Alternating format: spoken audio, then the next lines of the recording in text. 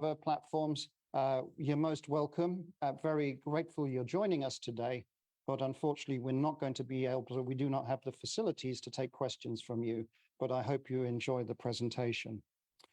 Well, no more ado, but again, to welcome you, Peter Obi, to Chatham House. It's a privilege for us to have you.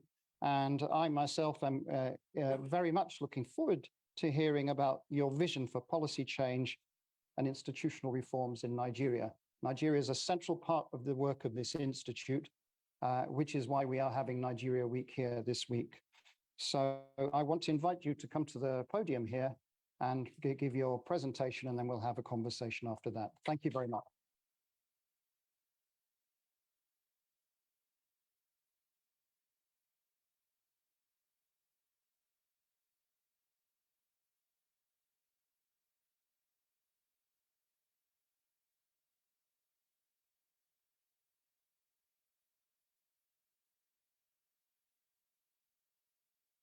Thank you, Alex. Let me respectfully stand on all due and existing protocols. In agreement with my belief in the primacy of gratitude among virtues, please allow me to begin today with the word of gratitude. I'm most grateful to Chatham House, Dr. Ellis Vines, and his team for the global impact of their mission and commitment to engagement with nation building in Nigeria. In providing this global platform to interrogate the vision of those seeking to lead Nigeria at this time with clear existential threats, as I will discuss shortly, are pervasive across our dear country. This Chatham House event challenges us to a new thinking. We have an alarming insecurity that led to loss of many lives and properties, significant decline in food and economic output, immense trauma that has compromised the mental health of communities, and in some cases, identities, pressures, and disaffection with the Nigerian project. The economy is in crisis with a troubling debt profile worsened by oil theft of proportion once hard to imagine. 2 economic recessions in 6 years and lamentable power sector have significantly constrained manufacturing and social life. The Nigerian state is captive to an elite gang-up and a rentier political economy that concentrated power in hands of those who came to power and influence mainly through their own contrivances and influence rather than affirmation of the people, and therefore do not have the incentive to serve the people.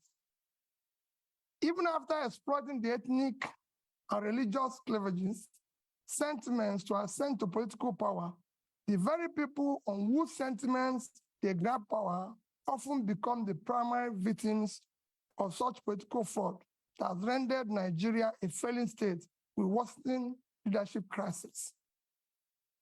Consequently, Nigerian democracy had been on the wane, evident in Afrobarometer longitudinal tracking, which reveals low voter turnout. But this seems to have turned around dramatically last year, allowing independent National Electoral Commission to register over 12 million new voters, with many more complaining they wish to register, but unable to do so due to INEC deadline. What prompted this turnaround? We may ask. The reason for these very high stakes are lurking in the face of demographics, with our dominant population, the youth, frustrated and unhappy with the status quo and diminished opportunities in Nigeria in an age of globalization, where internet can easily reveal to them prosperous homes of those who live in a better led and governed countries. How did we, Nigeria, run or get here in such an economic decline that we have overtaken India as a home for the biggest pool of absolute poor in the world, when they are 7 times our population? While the poverty rate in India is 16%, that of Nigeria is 63%, with 133 million people classified as multidimensionally poor. This is unacceptable and needs to change. What Nigeria needs is a great escape. As 2015 Nobel Prize winner in economics, Angus Deaton of Princeton University, elucidated that what separates poor and rich nations is attributed to health and education. For what provides quality health and educational system for a society, committed and focused leadership that can build and sustain public wealth, as I was told by Professor Donald Jacob of Kellogg School of Management. In many ways, this is the heart of my remarks today, which are deeply rooted in my upbringing, particularly my mother's counsel, that I live a life of positive impact and manage both personal and public resources most prudently for the sustainable, inclusive growth of development of the society.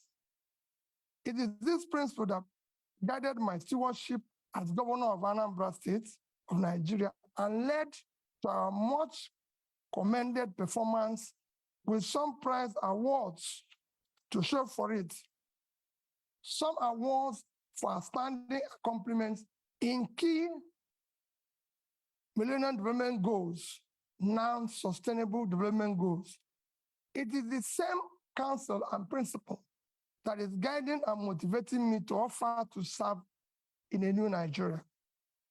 The answer lies in leadership, institution, and demographics. The good news is that the demography is driving the change we're seeing in Africa,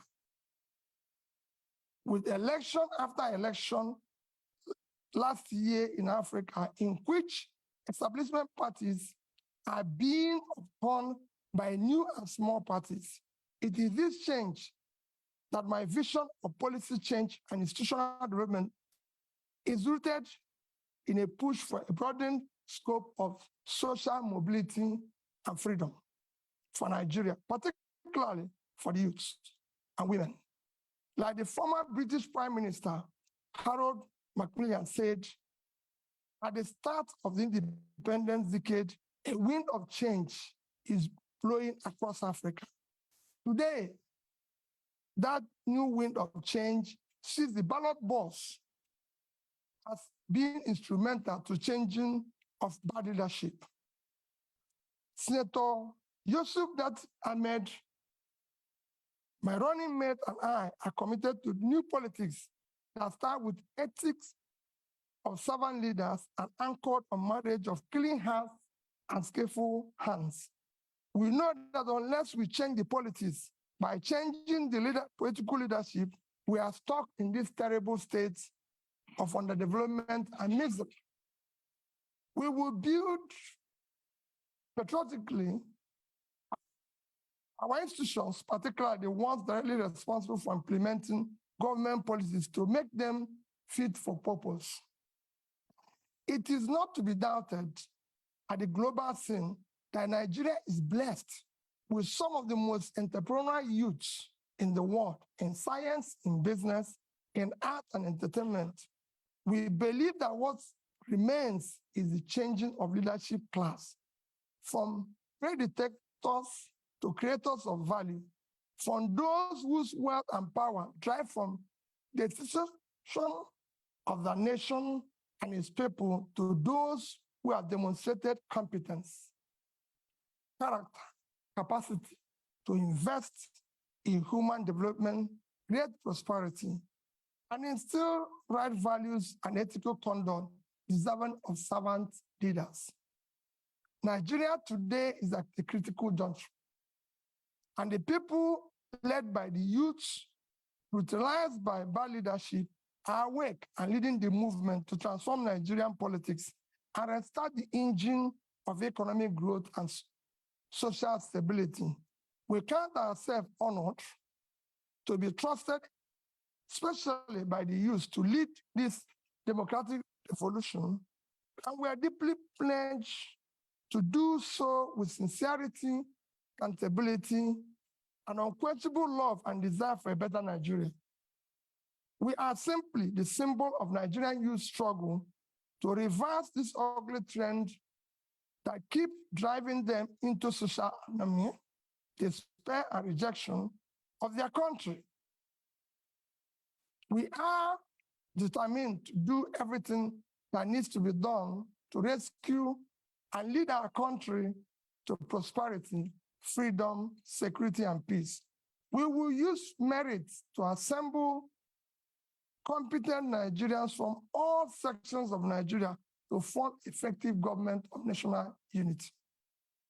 At the heart of my goal here today is to look at our Labour Party's key policy plans and how they will drive up the quality of life of average Nigerian, dramatically reduce poverty, and return Nigeria to a place of strategic relevance in a world that needs a thriving and well-governed Nigeria, stabilizing the continent of Africa, making it high value add for a planet impaired by environmental challenges, terrorism, and inequity. Also plan to speak on institutions and how the leadership we offer can facilitate the evolution of stronger institutions with the rule of law a key anchor to nation building in Nigeria. I have no doubt that the policy choice we favor and the strong institutions Labour Party will facilitate will move Nigeria from a country of rent seekers sharing oil receipts and consuming conspicuously to the one that produces based on vast factor endowments whose value chains can move us towards a high employment economy. We will turn our youth budget to a democratic dividend rather than today's harvest of time bomb of violence, insecurity from uneducated, unemployed, and marginalized youth. This forms the first and most important thrust of our government priorities, without which the rest will not be achieved. To secure Nigeria, end banditry and insurgents, and unite our dear nation to manage our diversity so that no one is left behind. The growing insecurity you see in Nigeria today is not because the enemy is formidable. It is not a lack of focused leadership, ineffective security government structure, and poor coordination from the center. All this needs to be addressed by first projecting strong leadership, signal that will allow both state and non-state actors to be mobilized around single vision. Then by pursuing a robust reform of the security governance structure, coordinating mechanism that assures all levels of government, federal, state, local, with three-level policing are aligned with strong collaboration with partners from both private and development groups to provide required services and deliver results for every Nigerian. Once this is done, it is important to have a single, clear, coherent, consistent development process. It is important for institutions to be able to provide strong leadership, coordination, capability, partner and engage collaboratively with all relevant stakeholders in an environment that mutually reinforces values. The second plank of our policy trust is to shift emphasis from consumption to production by running a production-centered economy that is driven by agrarian revolution and export-oriented industrialization. With about 70 million hectares of arable land, we will pursue an agricultural revolution through proper segmentation of Nigerian to activate and harness factor endowment of different parts of the country for both rapid and mechanized agricultural development and as a pillar for Nigerian other sectorial development and industrialization. We will incentivize and invest in an agro-cluster and industrial cluster development across our geo-resource zones to take advantage of agglomeration and scale effects of particularly in the Northwest, Northeast, and North Central regions of Nigeria. We will dredge both River Niger and River Benue, build dams massively to support planting of economic trees across the country for local usage, poverty and elimination, export and revenue generation. A key task is to sequentially but decisively dismantle the inefficient and anti-market distortionary structures restraining Nigerian economy from creating a precondition for a dynamic pro-market economy. We will employ entrepreneurial governance to dismantle impediments to free trade and ease of doing business, and implementing radical economic policies that will drastically reduce our debt service, a major drain to government revenue as it is today. Our micro, small and medium scale enterprises will be robustly supported. Further borrowing must be strictly for productive purposes and not for consumption.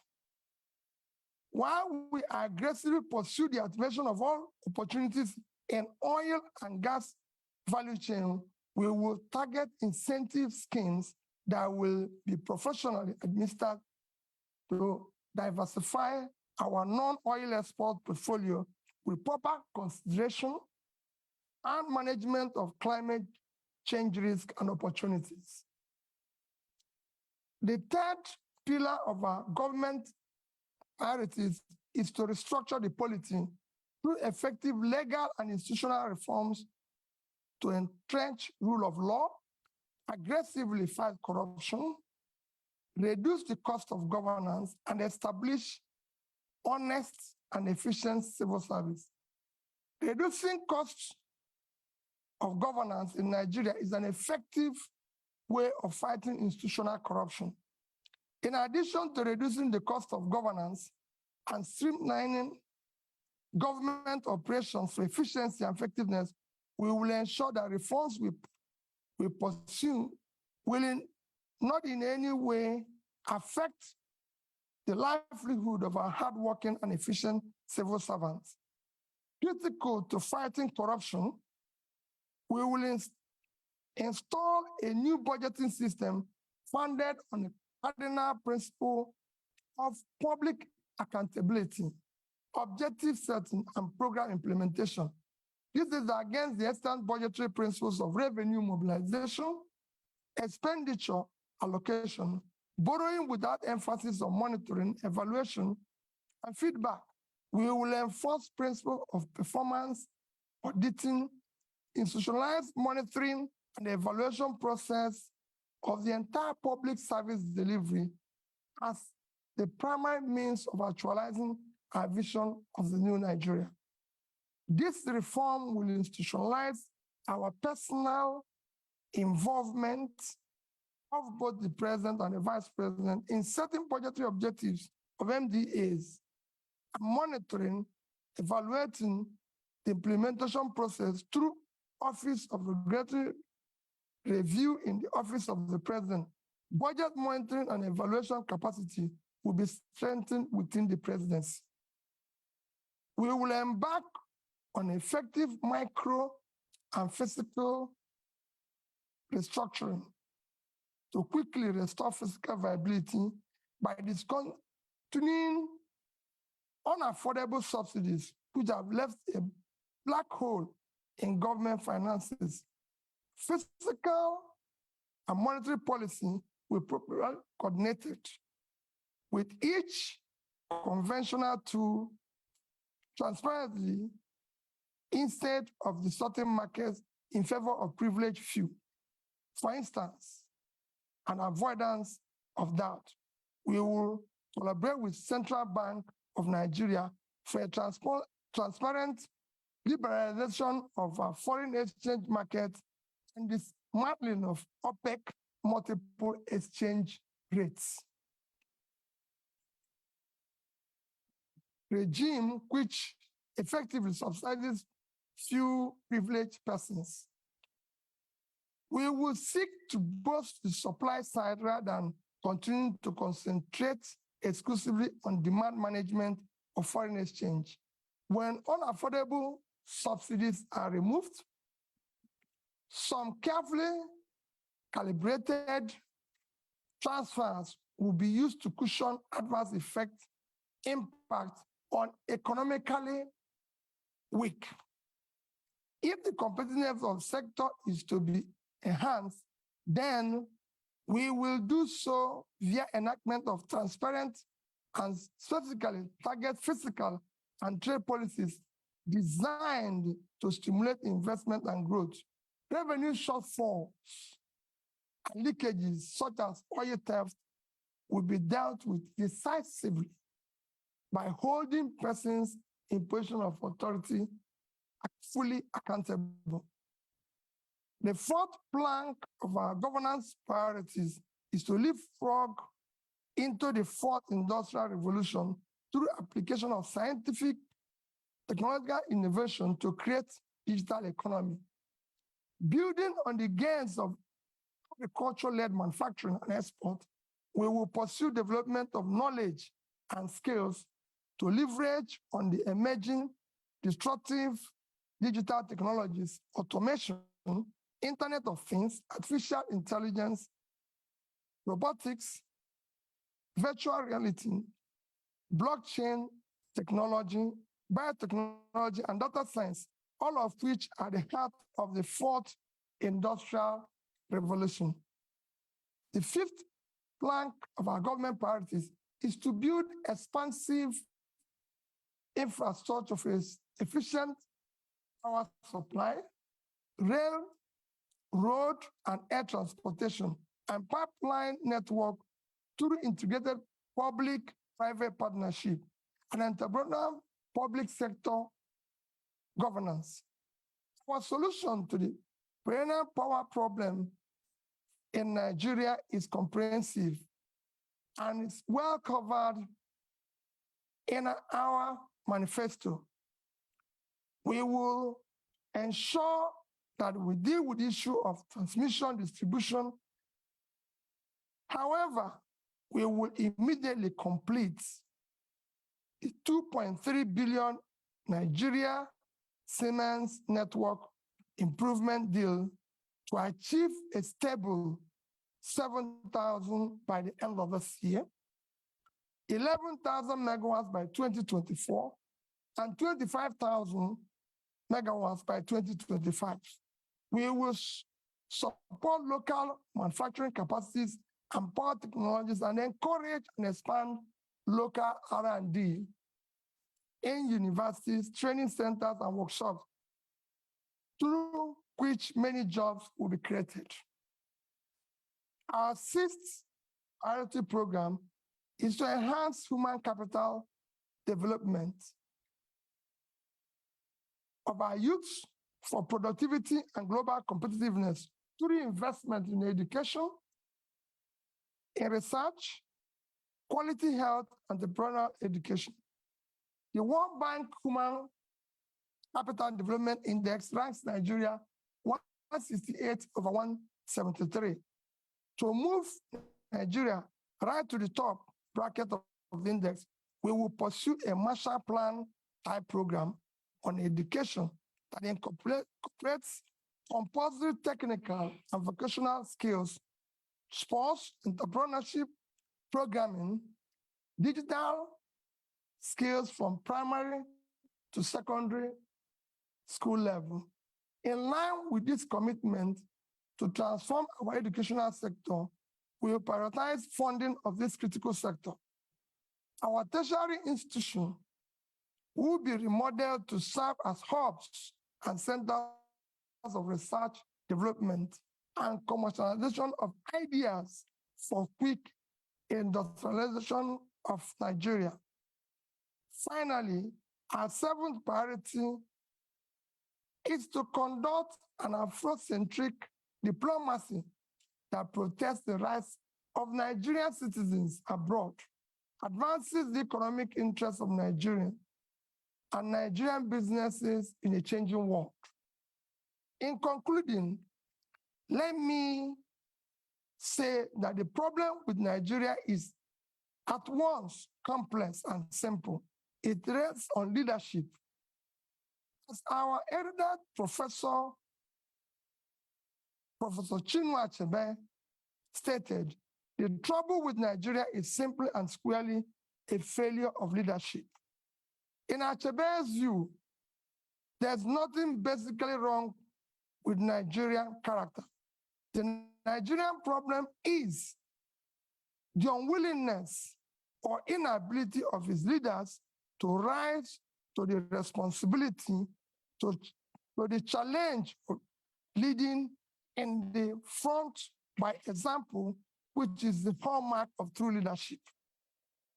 When people of competence, character, commitment, compassion take over the leadership and pursue their mission and tasks with seriousness required, a new Nigeria characterized by peace, unity, prosperity, inclusiveness will be achieved and sustained. That is what's driving Dati, Baba Ahmed, and I to join to offer to lead this desire and crusade of Nigerian, particularly the youth, for an inclusive and sustainable Nigeria that works for all.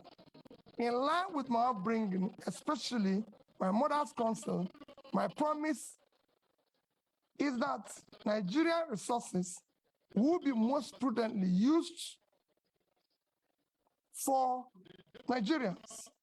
And as Commander-in-Chief, I, Mr. Peter, will sincerely pledge that our path with Nigeria will be diligently pursued to create a new Nigeria characterized by sustained and inclusive growth and development for all. Thank you, and God bless all of you.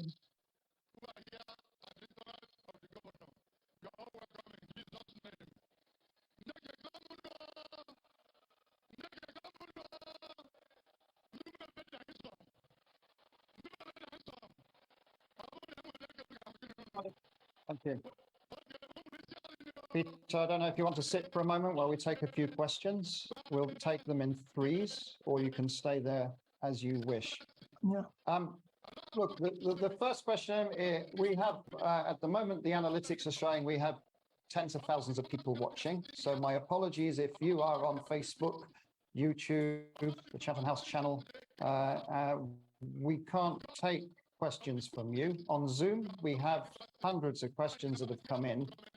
One question is from Baba Femi Adibola, who said, is asking the following question. Given the complexity of Nigeria's democracy and the Labour Party not projected to have the majority in the National Assembly, how would you work with legislators to ensure the radical reforms you are proposing come to light if you win the presidential election? So that's one question. Just hold that there. And I'm going to go right to the back of the room, right at the corner there, the gentleman right in the corner. Yes, so yes, you. Please go ahead, introduce yourself and one question, please.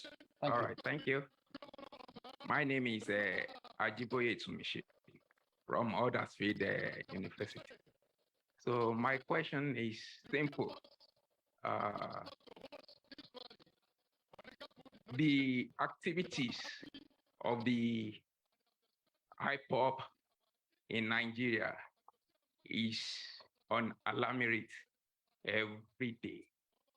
And with all the policy, beautiful ideas that you've listed down, sir, without tackling security head on, they are impossible. So one of the allegations given to you is that you've not condemned the activities of the IPOP. So, and the tackling of security. Can you sum up, please? Plan. Tackling of security. Yeah, ladies and gentlemen, let's. Sorry, I'm a student. We are to line. Tackling of security. How will you tackle it, sir? Are you introducing? Please. Are you introducing state police, or are you strengthening the federal government security apparatus? Thank you. Thank you very much. I have another question that has come in, which I want to ask from our virtual audience, and it's from Vivian Ahekwezu, who's asking the following. Vivian is asking, for many years, Nigeria has underinvested in healthcare. What are your plans for achieving universal health coverage, where access to healthcare is a right rather than a privilege, as well as ensuring sustained funding for epidemic preparedness and response? We did have a similar question for Mr. Tunubu in the last session that we did. So there are 3 questions there for you, Peter, and then I'll come through the audience here. Please just be patient. First question is, how do you deal with the legislators, considering that Labour Party is probably not in control of the legislative arm of the government? Quite frankly, I've been through this as the governor. When I was elected and sworn in as the governor, I have 30 House members, not from my party. In fact, nobody from my party was involved. As long as you are pursuing what is right, everybody will go with you, because the legislator is insecure in his place. He knows that his people are without job, and that's what he wants. He wants development. What else is he elected to do? It becomes a problem when you are pursuing transactional policies, which will benefit you, or you're engaging in nepotism where you have to. But if you address it by strictly following the Constitution, which spells out that the system is characterized by simply that we have diversity and all is included, and you did the right things, you don't need to worry about that. The issue of IPOB, maybe you're not following me. Even yesterday, I spoke about Biafra being ended 53 years ago. It's all over the place in the space. I condemn all agitators, but in condemning them, you have to look at what brought about this agitation all over the place. It's not only IPOB. We have Yoruba Nation movement. We have all sorts. When you have created this level of massive poverty, where 63% of your population is poor, you're going to create all sorts of problems. I was speaking to a British minister this morning. He said we have about 40% unemployment. We have about 60% youth unemployment, young people in their productive age doing nothing. If you have 15% unemployment in Britain today, you're going to have massive, remember, agitation. Nobody will be able to leave his house. So what we have seen is a cumulative effect of leadership failure over the years, which will be solved by good governance. When people start seeing justice, fairness, and inclusive government and doing the right thing, all those things will start reversing itself. And that is what me and that is offering. I will talk and discuss with all agitators. There's nothing wrong in that.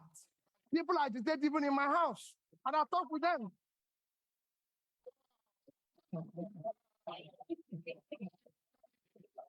So I'll deal with everybody. I'll show you of that. Don't worry about that. On the issue of health, yes, we have a problem with health. We have underinvested, and because our government have not prioritized our development agenda, everybody knows that the only measure of development that is recognized globally today is Human Development Index. And this is hanged on 3 items: life expectancy, which is health. And we are low in that. Nigerian life expectancy today is about 50 something, as against the global average of 72. So we're low. Same in education. So it's to prioritize that. I just gave somebody an example. In the past 5 years, from 2015 to 2021, Nigerian budget in health is under 2.5 trillion for 200 million people. It's unacceptable. This year, our budget for health is about 1.5 trillion. Our budget for education is about 2 trillion. Two of them combined, annual budget is about 3.5 trillion. When your 6-month budget for subsidy, which is a criminalized, listen, if 3.6 trillion, it's unacceptable. You have to put money in key development areas, as Professor Johnson had just mentioned, that I read out here, that what separates country, rich and poor, is health and education. So it's clear. So we will deal with it. But he said, how do you cover it? Nations of our size have covered it. How did India, for 1.4 billion people, cover issue of health? How did Indonesia cover that? We have big nations that have done it well. People who don't know how to do, we learn from them. There's nothing wrong in learning if you don't know how to do it.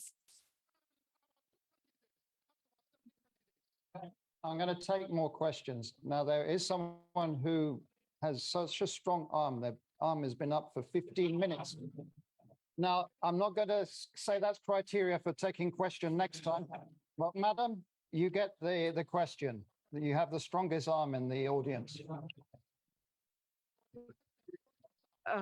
Please introduce yourself. One question. Thank you so much.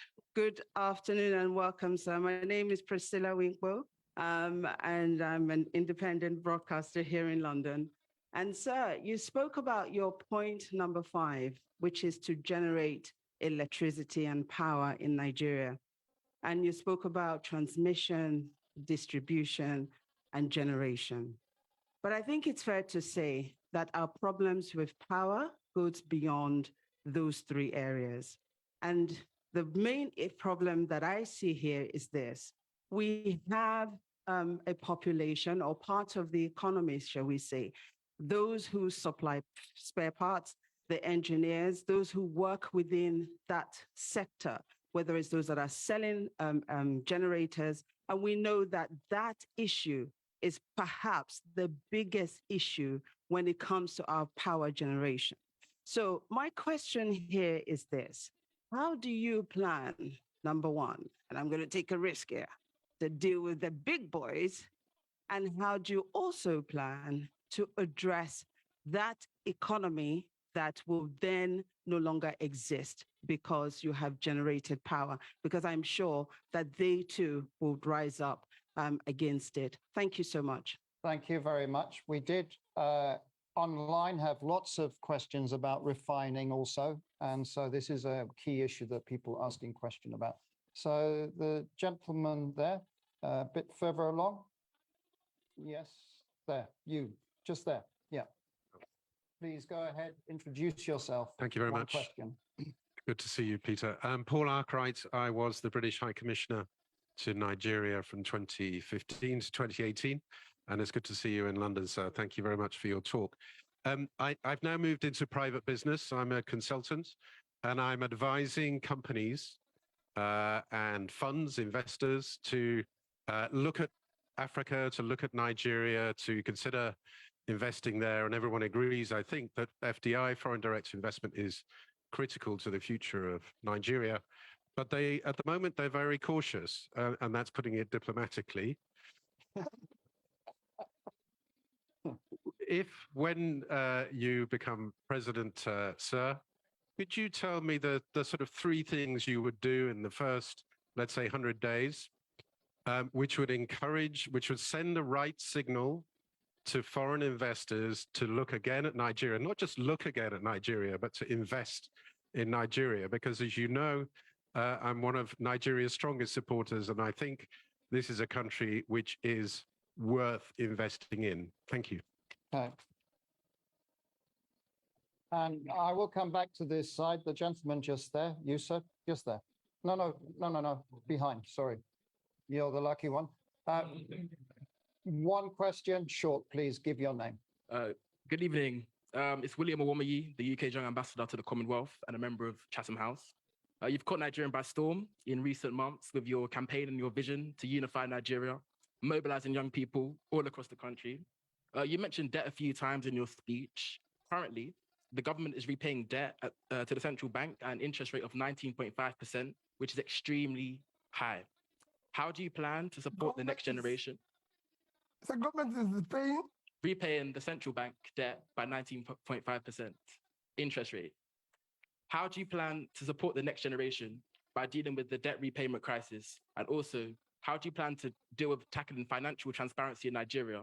The central bank hasn't released its balance sheet in about 3 years. Thank you. There you go, Peter. 3 questions. Let me start with my sister there. He talks about the big, what you're saying is about the big boys who are selling generators. Let me assure you what we've been campaigning on. Our campaign, you have heard them say we don't have structures. That is the structure we're trying to destroy. Structure of criminality. That is what I mentioned. Now Nigeria is being held captive. That structure is structure that have impoverished Nigeria. We will dismantle it. It will not be there. I assure you of that. We're going to turn around the power sector. Nigeria generates about, today, 56,000 megawatts of electricity for 200 million people.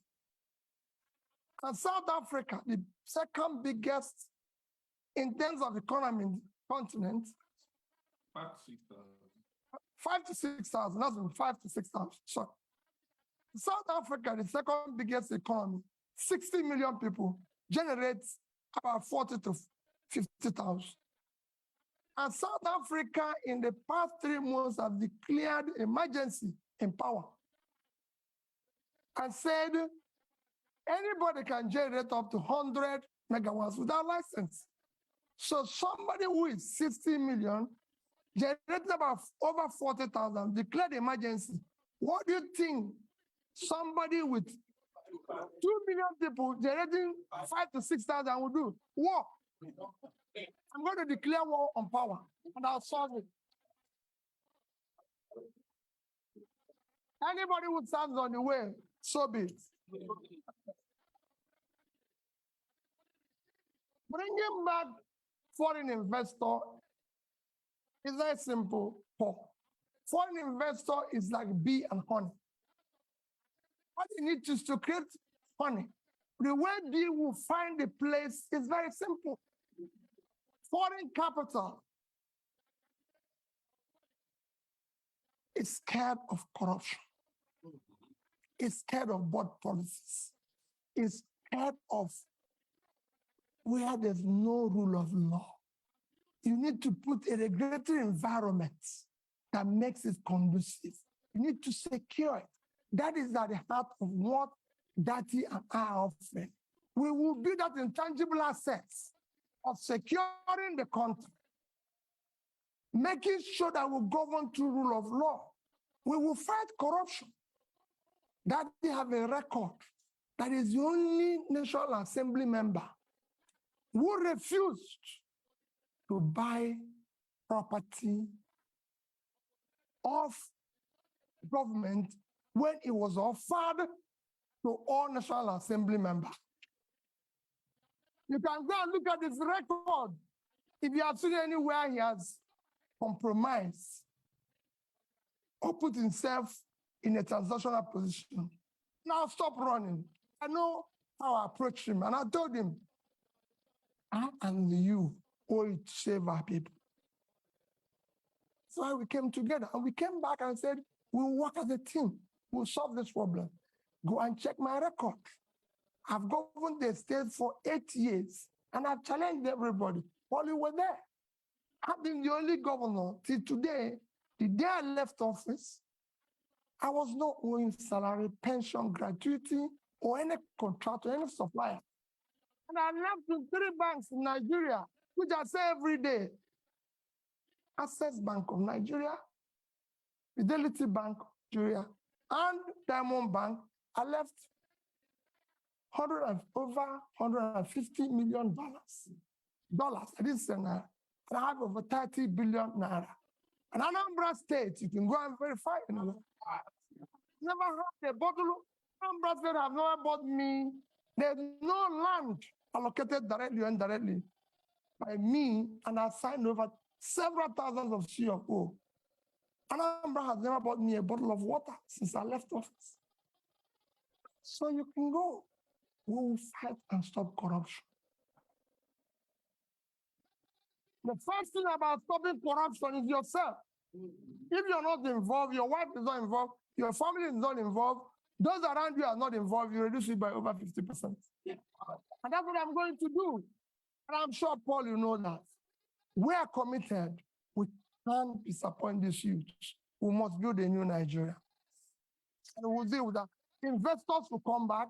Those who left, even the young people who are today living, they'll come back. We want to bring them back. Nigerians are prepared to come back if they can find that they have a country to go back to. This green passport, people must be proud to use it.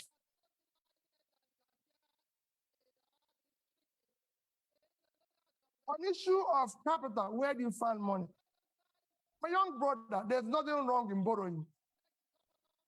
Borrowing is a legitimate way of every government I've studied in the world borrow. Even Britain, as we speak, owes over 70% of their GDP. Every government I know lives on borrowing. Even Norway with 1.4 trillion sovereign wealth is owing. The economies of the world, the third biggest nation in the world is America. The debt of America today is almost 100% of their GDP. The second, China, is almost over 60% of their GDP. Japan owes over 230% of their GDP. But let me tell you the difference. Japan is owing over 230% of their GDP. They invested the money to save their economy. And in that, even with that, Japan is still the highest holder of US treasuries. So there's something they can fall back on. What has happened? So borrowing is not wrong. If I have done, I compare 2 countries that have borrowed with Nigeria and how well they've done. But what has happened is that when you borrow for consumption, you have a crisis. Nigeria borrowed for consumption.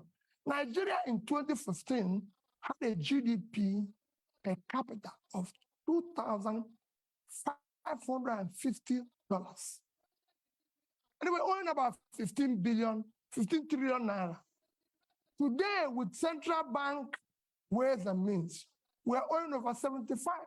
So we have grown that debt by about 400%, but our per capita is 2,000. That means that the money we borrowed was thrown away. So that is what I'm going to revert. We will restructure the debt as it is today. We will restructure it and put it in a long time to be able to pay it. I'm a finance person, that is one. And then we would not say, like I said here, no more borrowing for consumption. We will see borrow, people will see it, it will be transparent, it will be for investment. And that's what we intend to do. Countries have been in this situation before. We're not in a situation where other countries haven't passed before. It's a question of showing leadership. and we will be able to solve it. Thank you. I'm coming back. We are now almost around 60,000 people just watching us and sending in questions. So we're trying to be at least a bit inclusive. We have a question from Debo Ademoyo, who is asking, what are your policy ideas on climate change? Do you have a plan for ensuring sustainability in a new government? So that's one question. Then there was a joint question from Miss Etty and Zindi Anthony Levy, and they're asking, insecurity is a major problem. What are your plans in tackling this? What are your plans in terms of security sector reform in Nigeria? I'm going to take two more physical questions in the room. The lady right in the front here. So I'm not going to discriminate with the front rows. Please go ahead. My name is Chi Chikwendo. I'm a practicing solicitor here, advocating, of course, for rule of law. Thank you so much, Your Excellency, for the inspiring exposition on your vision for policy change and institutional reforms. It seems to me that it's clear from that if elected president, if and when elected president, your transformation vision to increase the production capabilities across the various sectors mentioned, including agriculture, extraction industries, human resources, will, to a large extent, hinge on the depth of your level of commitment with Sadati and ownership to implement the proposed policy changes and institutional reforms. However, there is no doubt in my mind that Your Excellency is well aware of the prevailing fundamental challenges to those reforms, including clientele patronage, political capture, and the institutionalized corruption that you mentioned. So the question is, how do you intend to navigate these challenges differently from the efforts of previous administrations, particularly with a view to modifying the behaviors of the key players in support of achieving those anticipated outcomes? And I was very warmed when you mentioned you're broadening the scope of youth inclusion and women based on gender issues. So further, how do you intend to quell the current ethnic tensions ravaging our communities and consequently stagnating economic growth and development, and to implement a pragmatic mechanism for dealing with those societal concerns for equal... Please. We need... The longer this takes, the less questions. Madam, please, now. So the question there is, how do you intend to implement a pragmatic mechanism for dealing with those societal concerns for equal access to the services, inclusive participation, and integrating the various ethnic groups? Thank you very much. Thank you. Peter, if you answer those questions, because that was more than one question. Well, let me start with the issue of, you have, like you said, you have more than one question. I have about two questions. Let me start with the issue of ethnic tension. The ethnic tension you see today is based and as a result of injustice, unfairness, exclusion, marginalization. As you start reversing that, they start going down. That is what I said to the young man about agitation. As long as we start doing the right things, so that we start building an inclusive society where people's talent, hard work will match up their opportunity, you start seeing those things go down. There's tension, even in the Western world. I live here when the blacks feel excluded. But as the more the government opens up and tolerates and builds an inclusive, transparent, more broad-based, acceptable, they will come down. So we will show, I've said before, we will show compassion. We will show love. Because there's nothing, you're a leader. Don't go away when Basa is under the water. Don't leave Jigawa to die. Don't say, oh, I cannot go to Southern Kaduna because of the problem. We will show compassion. We will lead from the front. We're not going to walk away. And for me, Borno is part of Nigeria. I don't want to say people, oh, the room is insecure. Nigeria is insecure. Like I told you, I beat people in Christmas. as IDP people in Makurdi in Christmas. And the New Year was another IDP camp in Abuja. And I said to them, as long as Nigerians are in IDP, all of us are in IDP. I will not allow, and I know that you will not allow it, for any Nigerian to remain in IDP while we're sleeping in our mansions. Never. They must go back. On issue of challenges and dealing with them, the challenges you foresee, I've dealt with such challenges at the Anambra level. And I'll show you the same challenges. We're not going to, as long as you're not involved in this transnational governance, you can deal with anybody. We're not going to compromise. We have an issue. I said we are at an existential threat that we don't need to. There's nobody, there's no sacred cow. You either be a Nigerian or you can find another country. We have a country with the rule of law. It will be the same level playing field for everybody. I want to solve the problem. For example, I said it without equivocation. I must pull out the poverty that is devastating the north.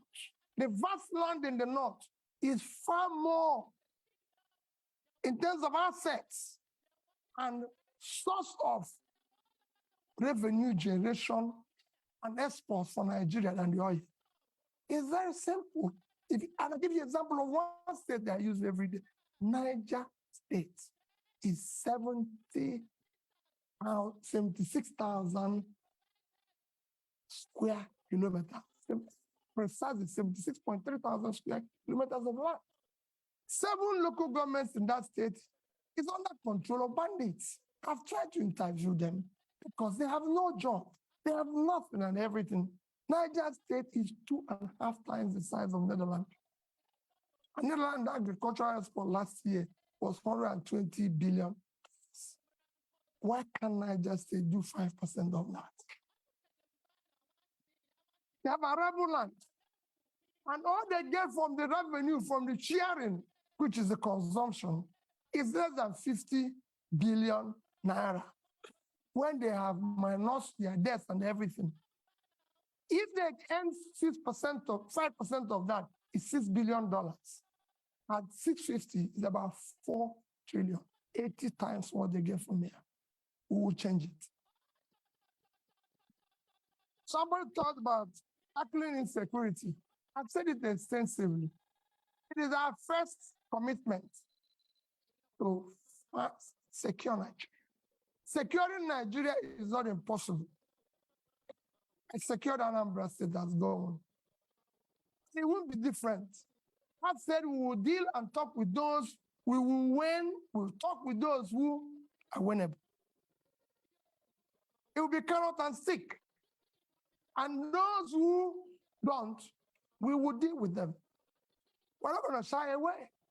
Nigeria must be secured. It's a country. Every country must be secured. But we're not going to walk away from the problem. We'll deal with it. We have our armies and military used to secure Africa. So this is time to go back and resonate that spirit in which they used to secure Africa to secure Nigeria.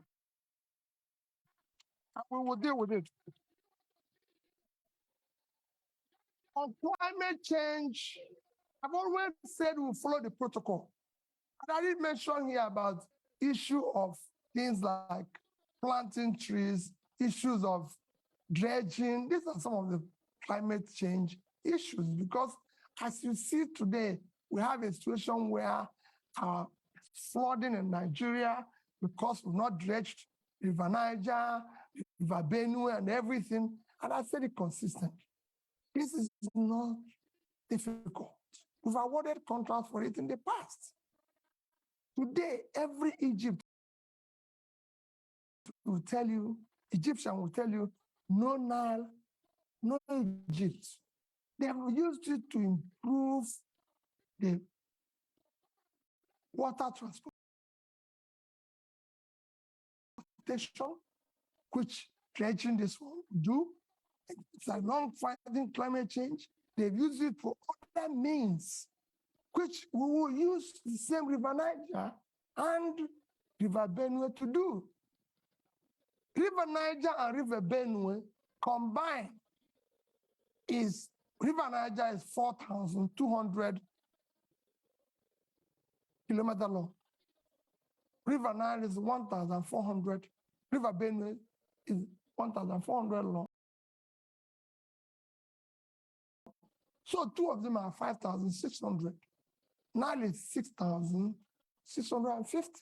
If Egypt, an African country, can maintain River Nile, Nigeria is big enough to deal with this, and we will deal with it. And I assure you, you see the difference, it will be clear. Other protocols of climate change will follow it. When we find difficult, we'll negotiate and talk with other involved in that. We are signatory to it. It is devastating the world today. So we must follow the protocol. Thank you. The clock is ticking. We're on borrowed time now, but we are going over, as I said. There's right at the front here, there's a gentleman there. I'm going to take 3 questions, and then I think the clock is going to have had its say. Short and sharp, please. Okay, go ahead. Sure. Hi, good afternoon. My name's Alexis Akwajiram. I'm the managing editor of Semaphore Africa. My question is, if you become the next president, would you seek to keep the current central bank governor or replace him? And please explain your answer. The gentleman in the middle there. Yeah. Please.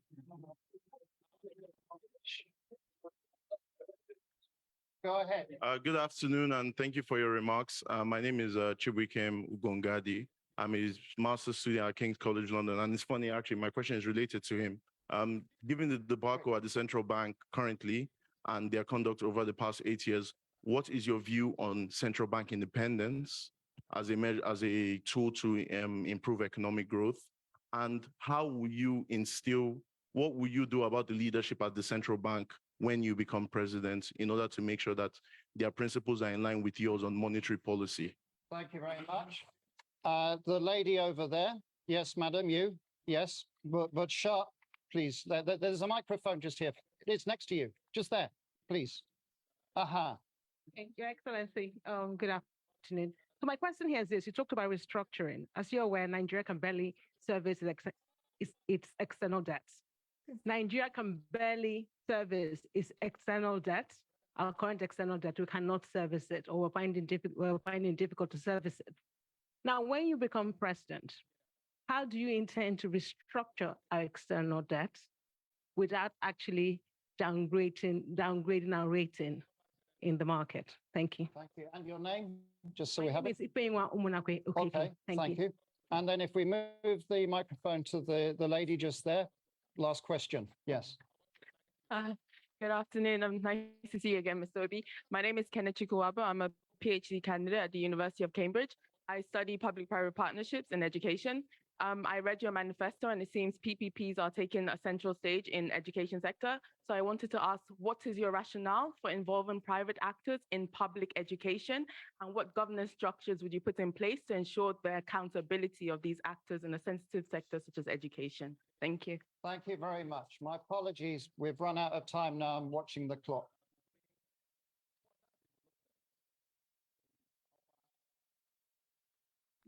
Okay. Alex, I hope you will allow me. There's somebody here that is so keen. When I was coming in, he had a question that is so interested and is like, so I told him, if I have opportunity, I will request and answer it publicly. Let me again go. People are talking about the central bank government. The problem, first, let me assure you, central bank will maintain its independence. It will be respected. And again, it is not the problem of the person there. Central bank have a role of monetary policy, if I'm right. Then you have this physical space. It's like a street football. when the person who is supposed to be in the physical space is no longer, it's like you go to a football match and somebody who is supposed to play in a particular wing is no longer there. You find people playing various wings. The weakness of the physical space allows the monetary space to take over,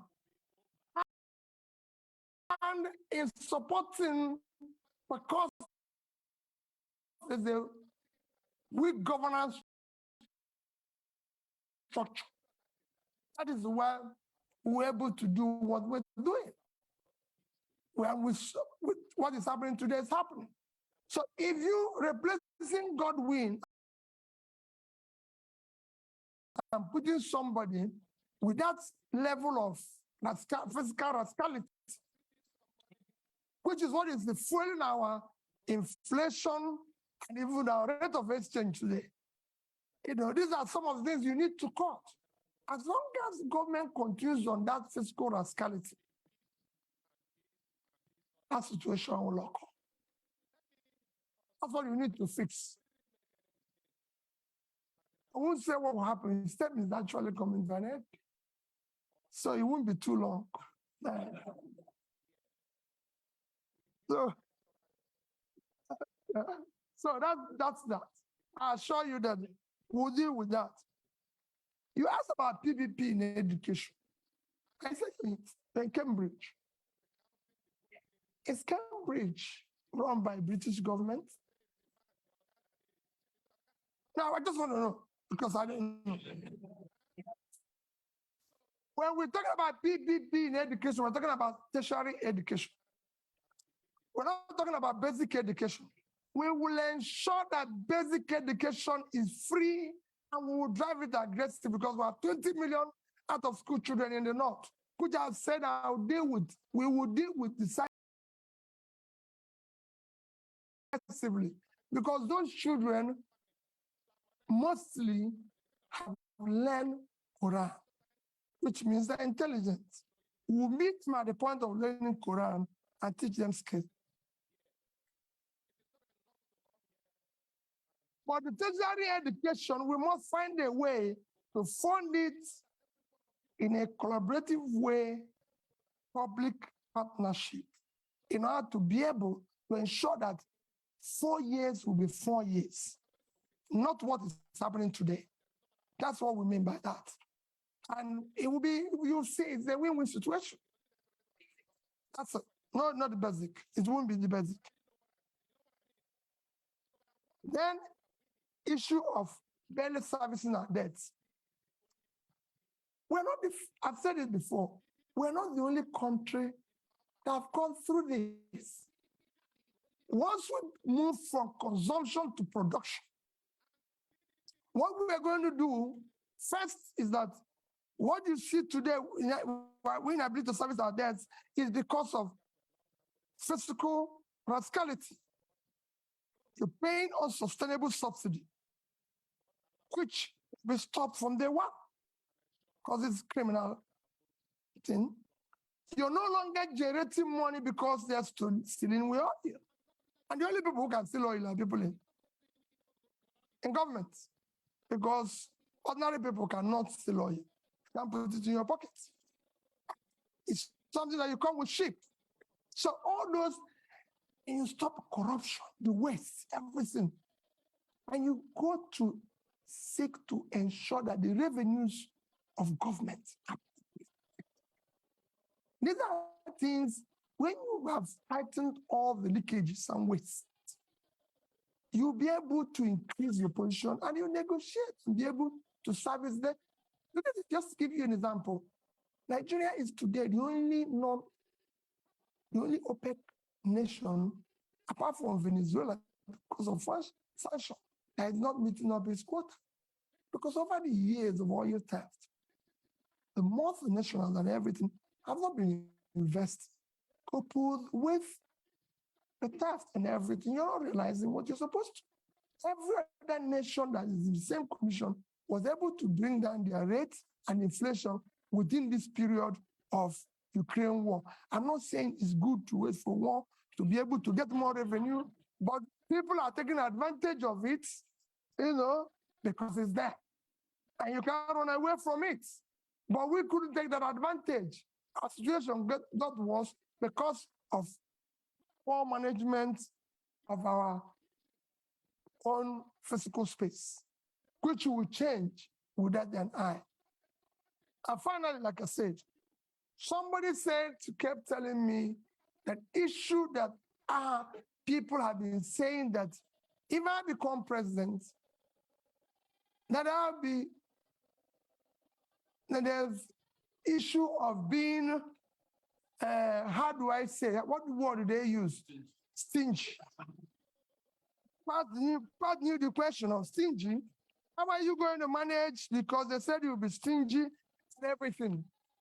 Let me say it publicly that people don't know what it is all about. The heart of poverty is capital formation. And you can't go about capital formation without savings. Even in the most developed world, which is why I said that Japan holds highest amount of US treasury. If you listen or you go and read about what Professor Ragnar Nask done in the 50s, he showed it clearly. Capital formation is the heart of poverty. Without capital formation, you have low productivity, low income, and you produce poverty all over the place. What I was doing as governor, I was the best governor in Millennium Development Goals by the UNDP. You can go and check that. It's there. I won a prize for the best road network. I won the Gate Prize back to back on health. You can go and see what I did in health. Build scratch, teaching hospitals and everything. Improved #1 in education. And above all, I was able to save because I believe in future generation. If you look at that savings, I said future generation funding, because we want to have proper capital formation to drive tomorrow. If I have opportunity in Nigeria, no matter what we do, we'll do the same thing. We must save for tomorrow. Because that's how you form capital to turn around tomorrow. So as an end, I appeal to all of you. There's nothing more powerful than our idea whose time have come. The time today is to have competent leadership with character, commitment, and compassion. And that's what Nigeria is yearning for. That's what Dati and I are offering you. Let's have opportunity to build a better Nigeria. Thank you.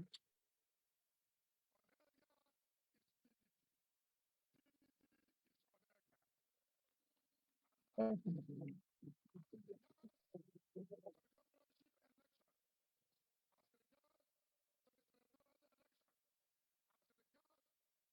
A couple of announcements. First of all, INEC chair speaking here tomorrow, same time, 1 o'clock.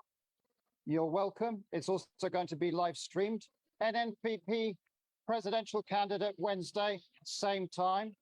And finally, again, just to thank Peter Obi for coming to Chatham House. And good luck in your campaign. And please, if you can just remain seated or on the side while Peter Obi leaves. Thank you very much and have a good afternoon. Okay. We've got lots of press waiting for you.